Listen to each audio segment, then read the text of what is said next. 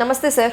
నిన్న weekend కమెంట్లో RK గారు చెప్పిన డీలిమిటేషన్ బిల్లు జరగని పక్షంలో అంటే మన మహిళా జనాభా లెక్కల ప్రకారంగా 2026 తర్వాత ఈ డీలిమిటేషన్ బిల్ అనేది జరుగుతుంది అని మాట్లాడారు. అలాగే ఎన్టీఆర్ గారి గురించి, జగన్మోహన్ రెడ్డి గారి గురించి, కేసీఆర్ గురించి వ్యక్తిగత పూజ కారణంగానే వీళ్ళు విఫలమయ్యారు అని మాట్లాడుతున్నారు.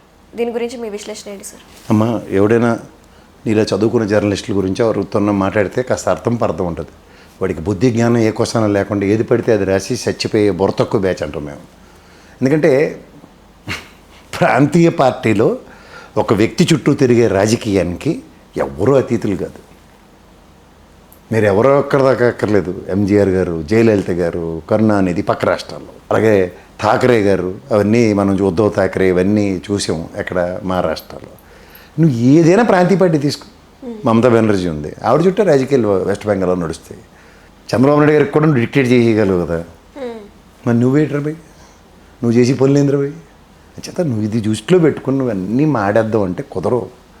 ఫస్ట్ థింగ్ డీలిమిటేషన్ మీద నీకు బుర్రకి ఎంత ఉందో నాకు తెలియదు, కానీ 23లోనే మహిళా బిల్లు యాక్సెప్ట్ అయింది. 24లో ఇంప్లిమెంట్ చేయాలి కదా ఎలక్షన్కి. అది తిరగలేదు అప్పుడు. తర్వాత ఇప్పుడు 2011 1971 డీలిమిటేషన్ ఇవన్నీ ఎవరికి కలరవి. మాకు కావాల్సింది 2026లో జనగణన చేయి, కులగణన చేయి. ఎప్పుడు బ్రిటిషోడు కాలంలో 1931లోనే ఎప్పుడు చేసి చచ్చాడు బ్రిటిషోడు. అప్పటి నుంచి ఇప్పటిదాకా కులగణన లేదు.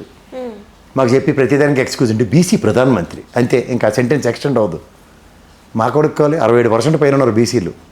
కుల ప్రాతిపదిక మీద నియోజకవర్గాల్లో పునర్వ్యక్తీకరణ చేయి, పునర్విభజన చేయి. మహిళలకి స్పాంటానియస్గా రిజర్వేషన్ ఇవ్వు 33%. ఎలా ఇవ్వాలి? కొంగుచాడు భర్తలను ఇంట్లో దాచి ఆవిడకి తీసుకొచ్చి టికెట్ ఇవ్వడం కాదు. సామాజికవేత్తలు, నిజమైన నిక్కచ్చైన జర్నలిస్టులు, ఇలాంటి వాళ్ళకి అర్హత కల్పించు నిలబడడానికి. ఆ ప్రజాస్వామ్యంలో ఎవడైనా నిలబడవచ్చు, కుదరదు. పార్టీ ఎఫిలియేషన్స్ లేకుండా ఇండిపెండెంట్గా ఆడపిల్లలను అక్కడ నిలబెట్టు. ఎందుకంటే సామాజికవేత్తలు, సమాజ సేవ చేసే వాళ్ళ వల్ల సమాజ పరివర్తన వాళ్ళకి అధికారం లేక కొన్ని హడ్డిల్స్తో ఆగిపోతున్నది. అధికారం ఉంటే నిక్కచ్చైన ట్రాన్స్పరెంట్ రాజకీయాలు జరుగుతాయి. ఇది పిట్రా మహిళా బిల్లు, దీని మీద మాట్లాడరు, జర్నలిస్ట్ కదా. అలాగే ఇంకొక మాట కూడా అన్నారు సార్, జగన్ నేతలకు అసలు పనిచేయడం రాదు, మాట్లాడడం రాదు అనే వ్యాఖ్యలు కూడా ఆయన రాశారనమాట. నీకు వచ్చి కదరా భయ్, మనం ఆడావు కదా, చెప్పు తీసుకుని కొట్టడం ఒకటే తక్కువైంది. పైపించి నువ్వు అగ్రెసివ్ పాలిటిక్స్, నువ్వు రెచ్చగొట్టే పాలిటిక్స్ గురించి మాట్లాడుతున్నావు. ఏటర్ మాట్లాడావు నిన్న? 1 వీక్ అయింది, మళ్ళీ ఏం చర్యలు లేవు, ప్రతి చర్యలు లేవు. అటు నుంచి నీకు మొదటే చెప్పాను, వాళ్ళ నాన్న కేసీఆర్ వీళ్ళందరూ చిచ్చే అనుకుని వదిలేశారు. మళ్ళీ జగన్మోహన్ రెడ్డి వాళ్ళందరికీ చిచ్చే వీడితో మనకేటనే వదిలేయమని చెప్పాడు. లేదా నీకు టైం వచ్చినప్పుడు గుండు రామకీర్తనలు అయితే గ్యారంటీగా ఉంటుంది. రామకీర్తనలు పాడుకుని రెడీగా ఉండు, వాళ్ళు గుండెలు తీయడం గ్యారంటీ. ఆ రోజు కోసం వెయిట్ చేయి, అంతే, ఓపిక పడాలి.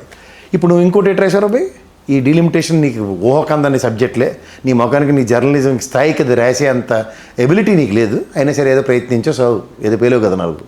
ఇప్పుడు ఈ సబ్జెక్టుకి వస్తే వ్యక్తిగత పూజలు రామారావు గారికి, నెక్స్ట్ కేసీఆర్ గారికి, జగన్మోహన్ రెడ్డి ఎవరు వెళ్ళి మాట్లాడలేరంటే చంద్రబాబు నాయుడు గారికి కూడా ఎవరు వెళ్ళి మాట్లాడలేరు తెలుసు. ఒక లాల్జన్ పాష ఉండేవాడు, ఆయన ఒక్కడే చెప్పేవాడు. ఇంకెవరైనా చెప్పిన వాళ్ళు చూద్దాం. ప్రాంతీయ పార్టీలో ఎవరికైనా చెప్పేవాడు ఉంటాడు భయ్. అలా అనుకున్నదే అశ్వమేధ యాగమే రాజకీయం అంటే.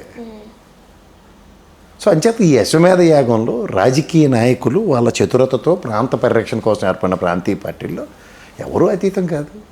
ఎవడికి అంతంత యాక్సెస్లు ఉండవు. ఎవడు వెళ్ళి ఏదో మిథున్ రెడ్డి ఆత్మాహుతి దళం అయిపోయిందనగానే రాజకీయ పార్టీలో ఆత్మాహుతి దళాలు ఉంటారా? చంద్రబాబు నాయుడు గారి కోసం మీ ప్రాణాలు ఇచ్చి తెలుగు సైనికులు ఉన్నాం, మేము తెలుగుదేశం నాయకులు ఉన్నాం, తెలుగుదేశం కార్యకర్తలు ఉన్నారు. ఈ డైలాగులు నీకైతే అది ఆత్మాహుతి దళాలు కాదా? వాళ్ళు ఒక నాయకుడి కోసం బలిదానాలు ఇచ్చేయడానికి సిద్ధపడినప్పుడు ఈ తెలంగాణ గడ్డలో ఉద్యమ నేపథ్యంలో తృణప్రాయంగా 1250 పైచిలకు ప్రాణాలు వదిలి ఇవాళ తెలంగాణ రాష్ట్ర సాధన సాధించుకున్నారు. సో వాళ్ళు వీరత్యాగాలు, వీరోచిత మరణాలు ఒక కాన్సెప్ట్ కోసం, ఒక పర్పస్ కోసం. అలా ఒక్కొక్కడికి ఒక వెర్రు ఉంటుంది. ఇప్పుడు ఉదాహరణకు పొట్టి శ్రీరాములు గారు ఉన్నారు. ఆయన మహానుభావుడు రాష్ట్రం ఏర్పడడం, తెలుగు భాష ఔన్నత్యం కోసం ఆయన ప్రాణాన్ని తృణప్రాయంగా వదులుకున్నాడు. అలాగే అమృతరావు గారు వైజాగ్ స్టీల్ ప్లాంట్ ఏర్పాటు చేసుకోవడానికి ఆయన ప్రాణాలు బలిదానం చేసుకున్నాడు. ఇలాంటి వాళ్ళ బలిదానాలని, ఒక వ్యక్తి ఒక బలిదానాన్ని ఏమి కాకుండా నువ్వు ఆత్మాహుతి దళాలతో నడుతున్న పోలీసులు అంటే నీ తెలివి తక్కువతనం ఆలోచించుకో. తెలివితేటలు ఉన్నోడికి చెప్పొచ్చు, లేనోడికి చెప్పు. నీకు అసలు ఏటీ లేకుండా కూడా ఉన్నట్టు చలామణి అయిపోతున్నావు చూడు రోబుతోను. ఆ రోబు అన్నది శాశ్వతం కాదు. సో అంచేత కేసీఆర్ గారి గురించి, రామారావు గారి గురించి దయించి మాట్లాడే స్థాయి నువ్వు పెంచుకోకు. నీ చేతకాని ససవతనం వల్ల రామారావు గారికి నువ్వు ఆ పచ్చలోడు చేసిన దౌర్భాగ్యం వల్ల ఆయన స్థాయి దిగజారిపోయింది. కానీ ఆయన చేసిన పనులు ఇవాళకి కూడా ఆచారమంతం ప్రతి ఒక్కరికి గుండెల్లో గూడు కట్టుకుని ఉండే. అందుకే వాళ్ళు ఇప్పటికి కూడా తెలుగుదేశం వాళ్ళు రామారావు గారు పేరు ఎత్తకుండా నిద్దట్లో నైట్ మేర్లు వచ్చినట్టు రామారావు గారు మా వ్యవస్థాపక అధ్యక్షుడు రామారావు గారు అని ఇలా కుర్తుల పాటు ఎలకలో కొట్టుకుంటూ ఉంటారు. ఇది గమనించుకో. ఈ రోజుకి కూడా చంద్రబాబు నాయుడు గారికి ఇది తెలుగుదేశం చంద్రబాబు నాయుడు గారు దాన్ని ఓన్ చేయలేని డిజైన్ చేసుకునే సిచ్యువేషన్ స్ట్రైవ్ అవుతుంది వాళ్ళకి, because for their survival sake. అంచేత కొన్ని దాన్ని ఏమంటారంటే కొన్ని పర్పస్తో చేసిన పనులు సార్థకత ఉంటుంది. రామారావు గారు తీసుకున్న సంకల్పం, ఆయన ఆశయం తెలుగుదేశం పార్టీది శాశ్వతం.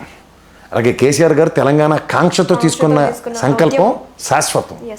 అలాగే జగన్మోహన్ రెడ్డి అనే వ్యక్తి ఒక మొనాటమీ ఇది రీజనల్ పార్టీలు ఇక్కడ తెలుగుదేశాన్ని కూడా చూసుకుంటూ వెళ్ళి ఎన్డీఏ సంఖ్యలో దూరడం ఇలాంటివన్నీ గమనించిన తర్వాత నేను శాసించగలను అనే స్థాయితో ఒక ప్రాంతీయ పార్టీని నెలకొల్పిన ఔన్నత్యం గమనించుకో. ఒక ప్రాంతీయ పార్టీ పెట్టిన కాడి నుంచి తెలుగుదేశం కనుక నువ్వు జాగ్రత్త చూసుకుంటే ప్రతిసారి దేవుళ్ళాడి ఎవడెవడు చంకన ఎత్తుకుని తిరగడమే. కానీ జగన్మోహన్ రెడ్డి అన్న వ్యక్తి గెలుపు ఓటముల్ని తనొక్కడే చవి చూస్తున్నాడు, తనొక్కడే ఎదుర్కొంటున్నాడు కష్టాలని. ఇది నువ్వు తట్టుకోలేక సస్తున్నావు. అధికారం కోసం వెంపర్లాడే బ్యాచ్లతో తిరగడం వలన అధికారం ఇలా వచ్చేస్తే చాలు అనుకునే భ్రమలో మీరు బతుకుతున్నావు. నాకు ఇలా వస్తే అధికారం అక్కర్లేదు అనుకున్న వాడితో పెట్టుకుంటున్నావు. ప్రజల గుండెల నుంచి ఆవిష్కరించబడిన నాయకులు గుర్తుంచుకో. ఒకడు రామారావు గారు, ఇంకోడు కేసీఆర్, మూడోది జగన్మోహన్ రెడ్డి. కానీ నాయకులు ప్రతిష్ఠించుకున్న నాయకుడు ఎవరంటే చంద్రబాబు నాయుడు గారు. ఈ తేడా గమనించుకో. ఇది తేలినప్పుడు ఏమవుతుందంటే నీకు ఈ చిలక పలుకులతో ఎలివేషన్స్ ఇచ్చుకునే కార్యక్రమంలో సావు, నీ సావుకు మేము బాధ్యులం కాదు.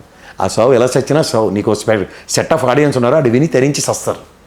అందులో నువ్వు కాలక్షేపం చేసుకుని పోవు. అంతేకాని ఇటు వచ్చి అనవసరంగా విశ్వ పరిజ్ఞానం లేకుండా అడ్డమే చెత్త రాసి ఓ దిక్కుమాల ఎలివేషన్స్తో వాళ్ళతో వీళ్ళని పోల్చడానికి ప్రయత్నిస్తే మాత్రం దాన్ని నీ చేతకందనం అంటాం మేము. ప్రజలు ప్రతిష్ఠించుకున్న ప్రజానాయకుడు అనే వాడు ఎవడంటే మళ్ళీ చెప్తున్నాను, ఒకడు రామారావు, ఒకడు కేసీఆర్, ఒకడు జగన్మోహన్ రెడ్డి.